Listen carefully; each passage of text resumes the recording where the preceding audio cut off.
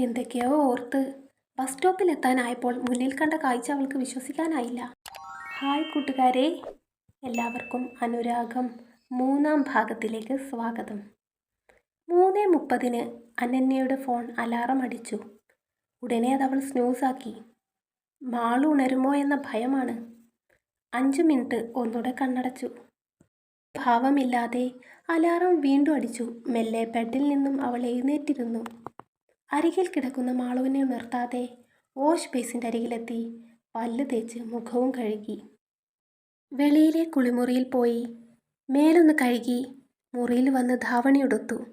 ഇപ്പോൾ സമയം 4. അവൾ പിന്നാമ്പുറ വാതിൽ തുറന്നു മെല്ലെ ചാരി വെച്ചു. ഇനി അരമണിക്കൂർ കൂടി കഴിഞ്ഞാൽ അച്ഛൻ എണീക്കും. അതുകൊണ്ട് കതക് ചാരിയാലും മതി. ഫോണിലെ ഫ്ലാഷ് അടിച്ച് കിട്ടുന്ന വെളിച്ചത്തിൽ അവൾ നടന്നു. പ്രകൃതിയിലൂടെ ഒഴുകി വരുന്ന കാറ്റ് അവളെ ഇക്കിളിപ്പെടുത്തിക്കൊണ്ടിരുന്നു.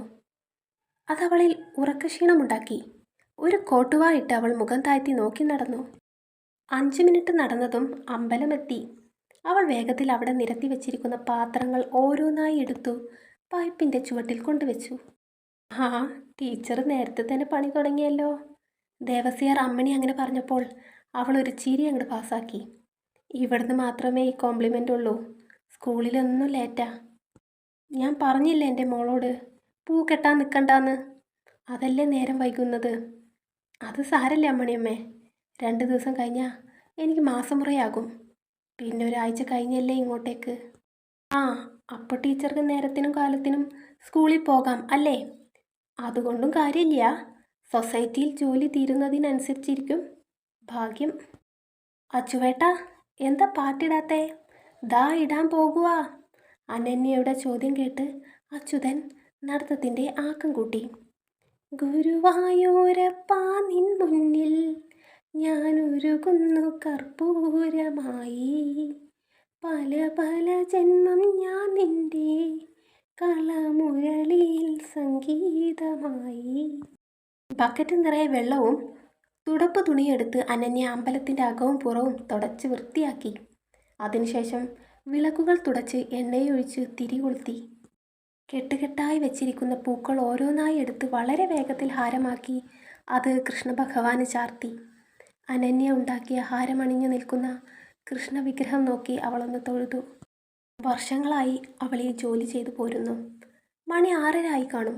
വാരസ്യാർ അമ്മണിയമ്മയോട് പോവുകയാണെന്നറിയിച്ച് അനന്യ അവിടെ നിന്ന് വേഗത്തിൽ നടന്നു. ഇനിയുള്ള യാത്ര സൊസൈറ്റിയിലേക്കാണ്. അവിടെ വരുന്ന ഓരോ കർഷകരിൽ നിന്നും ശേഖരിച്ച പാൽ കുപ്പികളിൽ നിറയ്ക്കൽ, സ്കൂട്ടറിൽ കൊണ്ടു നടന്ന് വിൽക്കുന്ന ആളുകൾക്ക് അവരുടെ പാത്രങ്ങളിലേക്ക് പാൽ ഒഴിക്കാൻ സഹായിക്കൽ, പാല് പാക്കറ്റാക്കൽ, പാത്രങ്ങൾ കഴുകി വൃത്തിയാക്കൽ, അങ്ങനെ നീളുന്നു ജോലിയുടെ തിരക്ക്. എല്ലാം കഴിഞ്ഞു ക്ഷീര സൊസൈറ്റിയിൽ നിന്ന് അവൾ ഇറങ്ങുമ്പോൾ 8:30 കഴിയും. പിന്നീട് അങ്ങോട്ട് എല്ലാം ഒരു ഓട്ടപ്പാച്ചിലാണ്. രാവിലെ 9:15 അനന്യയുടെ സ്കൂളിനടുത്തൂടെ പോകുന്ന ബസ് കവലയിൽ വരുന്നത്. മിക്ക ദിവസവും ബസ് കിട്ടാറില്ല. അവിടെ നിന്ന് 3 കിലോമീറ്റർ അകലെയാണ് അനന്യ ജോലി ചെയ്യുന്ന സ്കൂൾ. ബസ് കിട്ടാത്ത ദിവസങ്ങളിലൊക്കെ ഓട്ടോ വിളിച്ച് അവൾ സ്കൂളിലെത്തും. ഡിഗ്രിക്കും PGക്കും BEdനും നല്ല മാർക്ക് വാങ്ങിയ അനന്യ കുറഞ്ഞ സമയം കൊണ്ട് തന്നെ നെറ്റും സെറ്റും എഴുതിയെടുത്തു. HSAയിൽ നല്ല മാർക്ക് കിട്ടി നേടിയെടുത്ത ജോലിയാണിത്. ജോലിക്ക് കയറിയിട്ടിപ്പോൾ 2 വർഷമാകുന്നു. ഏറ്റവും നല്ല അധ്യാപകൻ്റെ ശിക്ഷണത്തിൻ്റെ ഫലമായിരുന്നു എല്ലാം. പക്ഷേ പറഞ്ഞിട്ടെന്താ കാര്യം? തന്തയും തള്ളയും നോക്കേണ്ടവൻ ചങ്ങലയിൽ കുരുങ്ങിക്കിടക്കുന്നു. അതുകൊണ്ടല്ലേ കെട്ടുപ്രായം കഴിഞ്ഞ ഈ പെണ്ണ് ആ കുടുംബത്തിന് വേണ്ടി ഓട്ടപ്പാച്ചിൽ നടത്തുന്നത്. ഇല്ലായിരുന്നെങ്കിൽ ഈ പെണ്ണ് എന്നോ വല്ലവനെയും കെട്ടിപ്പോയേനെ. കഷ്ടം തന്നെ. അനന്യ സൊസൈറ്റിയിൽ നിന്ന് വീട്ടിലേക്ക് പോകുന്നത് നോക്കി അയൽക്കാരി സുധ മൂക്കത്ത് വിരലും വെച്ച് നിന്നു. പെണ്ണിനെ അങ്ങ് സമ്മതിക്കണം. ചെയ്യാത്ത ജോലിയുണ്ടോ? രാവിലെ പുലർച്ചയ്ക്ക് തുടങ്ങുന്ന ജോലി ഒതുങ്ങുന്നത് എപ്പോഴാ? രാത്രി 10 മണിക്ക്. ഓ, ഇവിടെ ഓരോരുത്തരോട് വീട്ടുപണി ചെയ്യാൻ പറഞ്ഞാൽ തന്നെ അവിടെ വേദന ഇവിടെ വേദന. സുധയുടെ നോട്ടം അനന്യയിൽ നിന്ന് മാറിയിട്ടേയില്ല. പതിവ് പോലെ വന്നതും അനന്യ കുളിക്കാൻ പോയി. കുളിച്ച് ഈറനോടെ വന്ന് മുറിയിൽ പോയി സാരി നേരെയുടുത്തു മുടിയും കെട്ടി ബാഗും കുടയും കയ്യിലെടുത്ത് റൂമിൽ നിന്നിറങ്ങി. ടേബിളിനരികിൽ കാശി മാത്രമേ ഉള്ളൂ. അവളെവിടെ അമ്മേ? സ്പെഷ്യൽ ക്ലാസ് ഉണ്ടെന്ന് പറഞ്ഞ് നേരത്തെ പോയി. എന്ത് സ്പെഷ്യൽ ക്ലാസ്? ഞാൻ പോയതാ കുറേ സ്പെഷ്യൽ ക്ലാസ്സിന്. എന്നിട്ടെന്തായി? കാശി സ്വയം പുച്ഛത്തോടെ സംസാരിക്കുകയാണ്. ഒന്നും സംഭവിച്ചിട്ടില്ല. നീ നല്ലോണം ശ്രമിച്ചാൽ നല്ലൊരു ജോലി നിനക്ക് ഇപ്പോഴും കിട്ടും. സംസാരിച്ചു നിൽക്കാതെ ഇത് കഴിച്ചേ. പക്ഷെ കറിയിൽ മുക്കി ഉരുളയാക്കി ശാന്തിയമ്മ അവളോട് വാ തുറക്കാൻ ആംഗ്യം കാണിക്കുന്നു. ഈ അമ്മയ്ക്ക് ഇതെന്താ? ആ അമ്മയ്ക്ക് ഭ്രാന്ത്. നീ കഴിക്കാതെ പോയാൽ മനസ്സിൽ ആദ്യം പോകുക തന്നെയില്ല. ബസ് പോയി കാണുമെന്ന തീർച്ചയിൽ കവലയിലേക്ക് ധൃതിപ്പെട്ട് നടന്നു. അവളെ നോക്കി എന്നും പാട്ടുപാടുന്ന നായകൻ സ്ഥിരസ്ഥലത്ത് ഇരിപ്പുറപ്പിച്ചിട്ടുണ്ടായിരുന്നു. ഇന്ന് ഏതു പാട്ടാണാവോ ഈ ഗാനഗന്ധർവൻ പാടാൻ പോകുന്നത്? അനന്യ ആ ചെറുപ്പക്കാരനെ ഒന്ന് ഇടവിട്ട് നോക്കി നടന്നു. അനന്യയെ കണ്ടതും അവൻ അടുമുടി അവളെ ഒന്ന് നോക്കി. ആരോ വിരൽ നീട്ടി മനസ്സിൻ മൺവീണയിൽ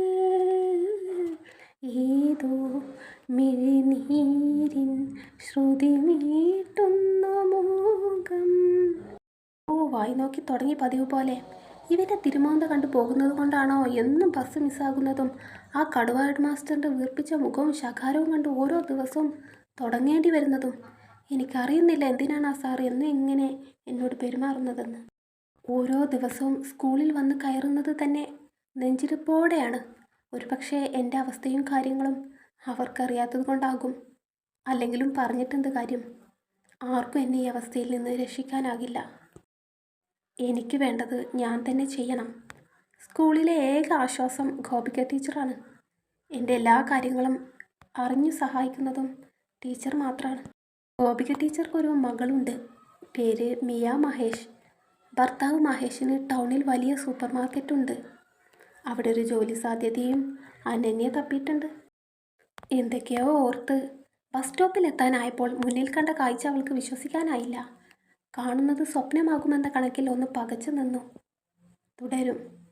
നമ്മളിപ്പോഴും കഥയുടെ ഉള്ളറകളിലേക്ക് വന്നിട്ടില്ല. അനന്യയുടെ ജീവിത ചുറ്റുപാടുകളാണ് നമ്മൾ കണ്ടുകൊണ്ടിരിക്കുന്നത്. കഥ ഇനിയുമുണ്ട്. അനന്യയെ കൂടുതൽ അറിയാനിരിക്കുന്നേ ഉള്ളൂ. അടുത്ത ഭാഗമായിട്ട് വരാം കേട്ടോ. Thank you.